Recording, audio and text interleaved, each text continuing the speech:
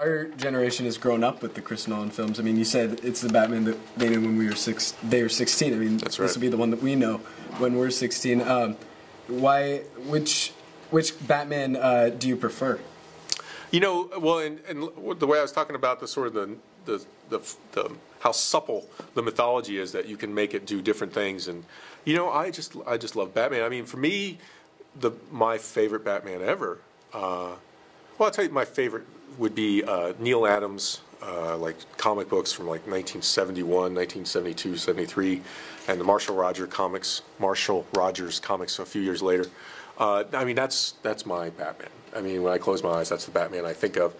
I love Dark Knight and Batman Begins just as much, actually, because it took what I knew, was respectful of it, and then gave me a whole new and nuanced, layered, more complex and darker mythology that fit on top of it without crushing what I loved underneath it, which is an amazing thing to do. And I can't wait to see what happens next with that stuff. Oh, okay. Well, what do you think of Danny Elfman's and Prince's score to this movie? It's good. Okay. I think you know, Elfman has a great challenge in that he's been doing this for a good period of time with the same collaborators and in movies that have sort of the same palette. And sometimes some scores start sounding like some of the other ones, and I think that, you know, it's nice to see him challenged. I thought he was really challenged with Charlie and the Chocolate Factory, and I thought that he did a really good job with that music, because I think some of the other ones, you know, you're like watching Sleepy Hollow, it's like, I know this score, isn't it? Didn't we get this like 3 Burton movies ago? And you know, I think that that's a challenge, you know, and for filmmakers and artists in general who go back to the same ground again and again. You know, sometimes there is fatigue, you know, on part of the audience. You know, like, you know, if you're watching like the 35th Woody Allen movie in New York with a guy who's afraid to die, and you're like, okay, I got it. Just move on. Oh, Paris, good. This is fun. So, you know, I think Elfman's greatest challenge is to sometimes try to not be Elfman. Yeah. So, do you think that this score suited the movie very well? I do. Yeah. Yeah, you didn't like it? No, I did. Okay. But I was just like, I think so. You know, talking about Danny Elfman's score, there's, again, with the whole Chris Nolan, much darker, there's a Hans Zimmer, James Newton Howard. Really good stuff. Yeah. What do you think that it's... I was having this thought while watching this. I was thinking, what if they replaced the music with that, with Hans Zimmer and James Newton Howard's music? I mean, that would change the direction of the film completely. You know, any score, and this could be a good thing or a bad thing, it changes the movie dramatically. You know, I was watching War Horse, and I actually wished that it was just took the music down a couple notches. You know, I just thought it was too much. You know, it's John Williams, and I mean, certainly John Williams knows a thing or two about making movie music. So, I mean, who am I to criticize? And I'm not criticizing. It's just, it felt like it was telling me how to feel constantly. Like I didn't know what to do. You know, it's grabbing you by the lapels. You know, and for me, I think, just on a personal level, sometimes less is more. You know, and I like spaces, and I like things that aren't on the nose all the time. But it is interesting to look at the effect of music on a film. If you watch Star Wars without John Williams, that's half the movie. Yeah. The music is half the movie. It's unbelievable.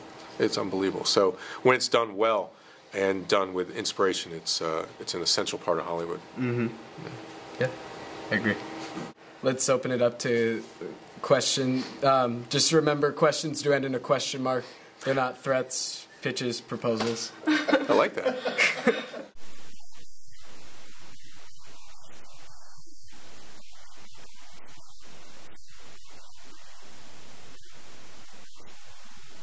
Absolutely.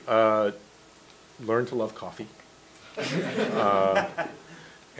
know, I think it's a very, very interesting time to be a journalist, and some people are going to presume I mean what's going on in the industry as far as the sort of the financial health of traditional newspapers, and actually that's only part of what I mean. That is interesting and challenging, but it's also a very invigorating time to be a journalist. You know, my first 15 years at the LA Times, I only heard from crazy readers, the crazy ones we call it. Now I hear from hundreds and hundreds of readers almost every day. or certainly hundreds every week. That changes the way you do what you do, because if you don't get feedback, good and bad, or just other, you're only seeing half the horizon. And also the audience. I have the largest audience I've ever had as a writer, and every writer wants to be read. I think my big advice would be to take advantage of this internet age, which gives you access to immediate publication. Don't think necessarily publication has to be on something. People say, "You work for a newspaper, aren't you scared of the future?" And I said, I don't sell paper and ink. I sell insight, access, and graceful writing. And people are like, "Well, anybody can do that." I'm like, "Yeah, can you get Chris Nolan on the phone?" Yeah, I don't think you can. Good luck. So I think it's if you approach it as you sell your gifts and your hard work, and hopefully get paid for it. That's the way to go. But there's so many websites now. I think just being on deadline for any publication teaches you something about how to find in yourself hard, fast answers to difficult questions. So. I think people have been running out of ideas for 2,000 years. I think that there's a reason. If you say who are the great, who are the great authors, people can name 10, 15, and then maybe 10, 15 more. But I mean, there's been a lot of people alive. That's a pretty narrow list. So I don't think that there's anything about this particular era that is lacking. I don't think that the people are less intelligent or less ambitious or less lucky. I think that there's great films being made. I think that the economics of what it takes to keep theaters open in the era of home theater is changing what movies we talk about. And I think what it is some of the films I liked best in the 70s, like 3 Days of the Condor, and, what's that? Marathon Man, absolutely. The John Schlesinger films, or Five Easy Pieces, some things like that. I mean, those films never would be made today and reach an audience like they did then. Even a film, The Godfather would still be a hit, but there wouldn't be as many of them. Taxi Driver wouldn't be as big as it was when it came out now, because of the financial imperatives of what movie theaters need. But the good news is, it still exists. It's just going to cable. I mean, look, Martin Scorsese, Michael Mann, some other filmmakers I can't think of it off the top of my head are making things for HBO and Showtime. These great series. I mean, Luck is amazing. I love it. Broadway Empire, Boardwalk Empire, excuse me. So I think you're just seeing that the adult drama, well-written word craft is going to find its audience, and its audience doesn't want to go pay $30 to see Transformers 3. Quick thing. Yeah. At Comic-Con this year, when they did the Twix panel with Francis Ford Coppola, one person asked a question like that, and he said, filmmaking is kind of relatively young. It's only been around for 100 years or something. And they asked if 3D was the new thing, and he said, it's been around for 100 years. Yeah. There will always be a new thing with cinema.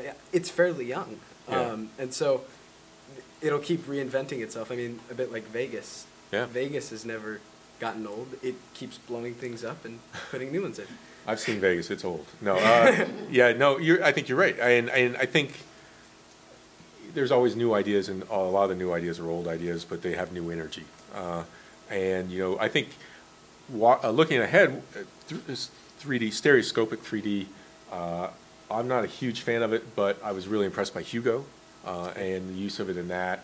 And I'm interested to see what Ang Lee does with it in The Life of Pi, which is a story about a boy in a boat with a horse, and that's it. Yeah, and so that's going to be kind of interesting. And then and Great Gatsby. Baz Luhrmann and Leo DiCaprio are making a 3D film out of the Great American Novel. So that is intriguing, just on the idea that people are taking it into places you don't expect, and that's usually when things either go really well or horribly bad. So, no, but I think you're right. I think it is a relatively young medium, and there's always fresh new eyes. Mm-hmm.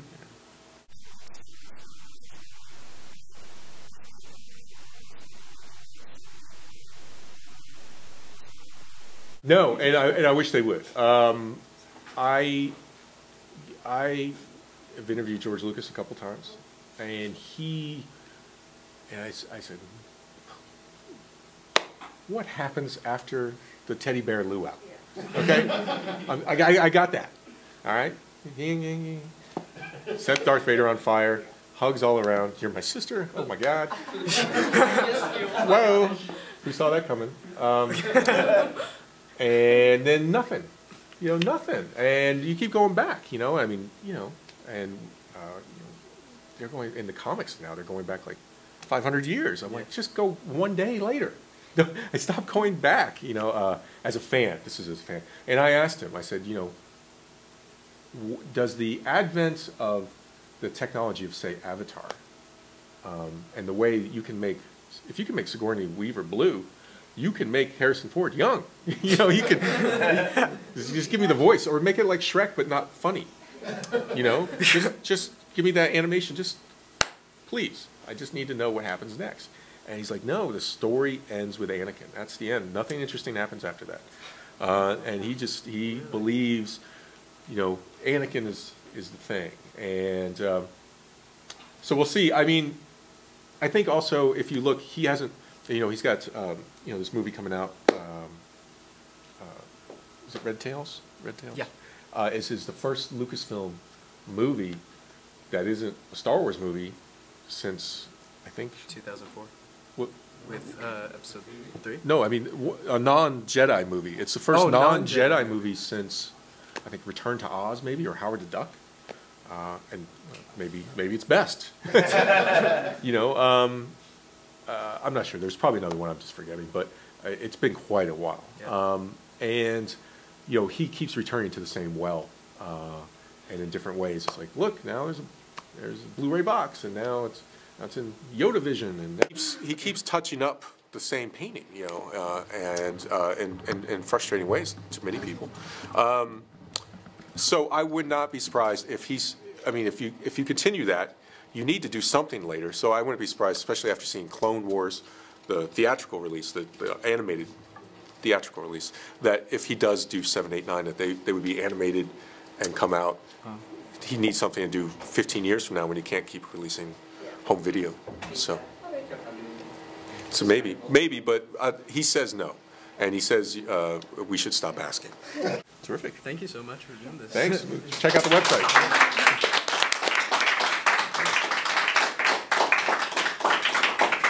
Terrific. All right.